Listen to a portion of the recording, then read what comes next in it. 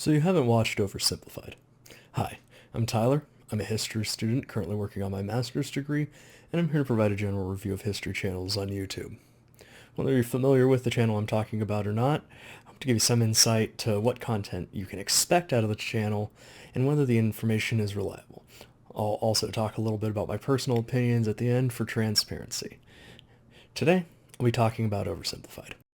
Oversimplified is one of the more popular history YouTubers out there. He's sitting on just shy of 7 million subscribers right now, and most of his videos have over 20 million views. His focus is generally on modern history in the US and Europe, which lines up fairly well with my area of study. He occasionally goes outside of that, like in his recent videos on the Punic War, but he very much focuses on more recent history. Most of his topics are covered in a pair of videos. He covers a lot of wars that require more explanation than a single video can contain, though he does have a few one-offs in singular videos, like the Bucket War and his video on Henry VIII. His videos are animated, with most being blocky characters, stick lines for arms, and basic circle heads, though he goes the extra mile with major figures. He either replicates their features through artwork, or he'll just clip out photographs of them in place of their heads. His videos are typically not too long on their own. Originally they were between 15 and 30 minutes, though he has gone longer with the more recent ones. But since he splits many topics in half, those easily go over an hour for anything produced in the last year or so.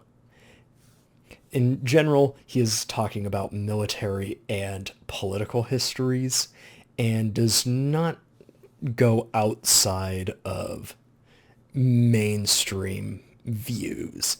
He is, at least in my opinion, going in a bit more depth than I would have seen in high school or working towards my associates, but definitely not more than that. His most popular videos cover the Second World War, the Cold War, and the Napoleonic Wars. In general, he gives a basic retelling of the history of whatever event he's covering, interjecting occasionally with interesting side stories or little comedic inserts. Occasionally, the historical stories take on more of a comedic vibe. There's a moment in his World War II video where he's talking about pykrete, which is essentially sawdust slash wood pulp that's been frozen. And in his telling, someone shoots a piece of wood, the wood shatters, then they shoot pykrete, and the bullet ricochets and hits someone. This is an exaggeration, but isn't too far off of what happened, and kind of just makes for a funnier video. His Cold War video, I have a few problems with. It very much focuses on the United States and the Soviet Union. He goes into a bit more detail with Korea and Vietnam, but I think he could have done more to cover Castro, especially since he talked about the Bay of Pigs incident and the Cuban Missile Crisis. He also glosses over a lot of what was happening in South America during the 70s and 80s. These complaints are kind of nitpicky, and I will fully own up to that. But it kind of shows a general pattern where he is very much focusing on the main events. The Napoleonic Wars, which is more recent than the other two, is much more geared towards that comedy. He really has developed as a writer to make his videos funnier, more engaging. I don't feel he has added much to the history aspect, but I am willing to forgive that on just the entertainment value. There, he does have one point that I would disagree with. He cites a website that upholds Napoleon as history's greatest general, and I I think that is a very subjective position, depending on what time period the general came from, their level of education and military experience. It can be kind of hard to decide who is the best. Napoleon is definitely a great general, but I do think his talents are a bit overstated in this video, particularly considering how the Napoleonic Wars went when he wasn't the commander. Spain, which is covered in the video, is a perfect example of a drawn-out and ultimately failed military endeavor. There is a trend in his videos where he gives these broader overviews of history without dwelling too much on the nuances, unless those nuances are entertaining. Occasionally he will dwell into giving bad history, though those moments are few and far in between. The most egregious, in my mind, is his French Revolution video. It is very focused on Paris. It gives the impression that more people were executed by Robespierre than they actually were. And he treats the alleged Marie Antoinette quote, "let them eat cake," very uncritically. He uses it for a comedic moment and never puts in the disclaimer that she never said that. I understand using that to give an idea of how out of touch the peasantry saw French nobility with the reality, but there should have been a disclaimer on that. A great comparison is how he treated Marie Antoinette and how he treated Rasputin in his Russian Revolution video. There, he goes through and animates the very sensationalized, supernatural-esque version of Rasputin's assassination, but he includes a disclaimer at the end saying that this is most likely not how he died.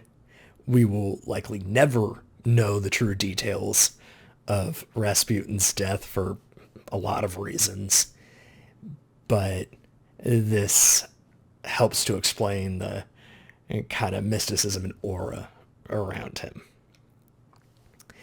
Beyond that, most of the criticisms that I have seen, read, or come to myself are omissions. For example, in his Civil War video, I think he could put a little bit more focus on President Lincoln's actions that were deemed tyrannical.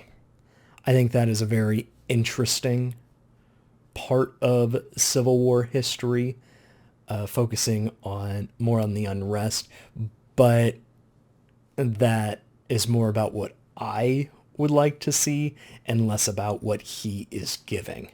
His Civil War video very much focused on the battles, the interaction between Lincoln and his generals, which is, it's interesting, it is fun, it is those broad strokes that you need to know about the Civil War. The problem is I already know those broad strokes. Despite these criticisms, I think Oversimplified can call attention to some of the more interesting sides of history that would get left behind.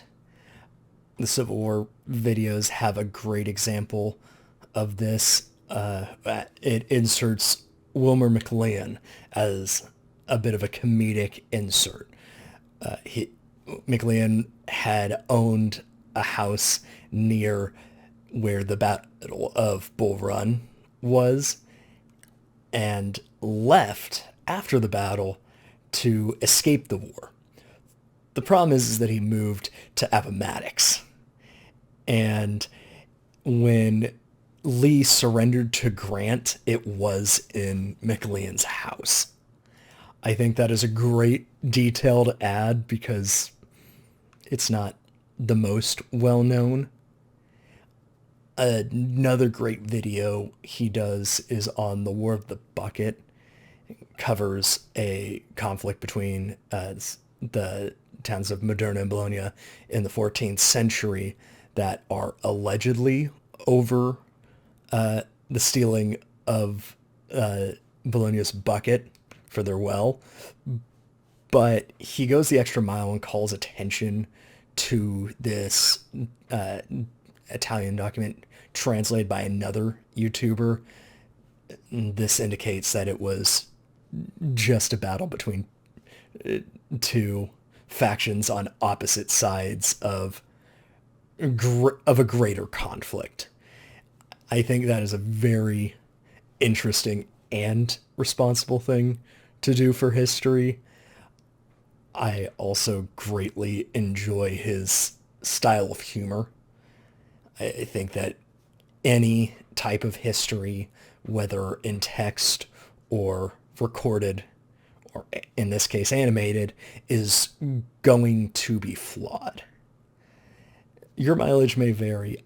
I do not think that any of his discrepancies are too egregious, but I do believe that a lot of his videos have more value if you at least have a basic understanding of whatever he's talking about. Going in blind, you'll get some of it, but as long as you know a little bit, you'll really appreciate the humor. All in all, I think Oversimplified is a channel worth checking out, but definitely take his videos with a grain of salt. You're not getting the full story out of it, but that is very likely impossible with the restraints of making history videos on YouTube. Thank you for joining me, and I'll see you next time.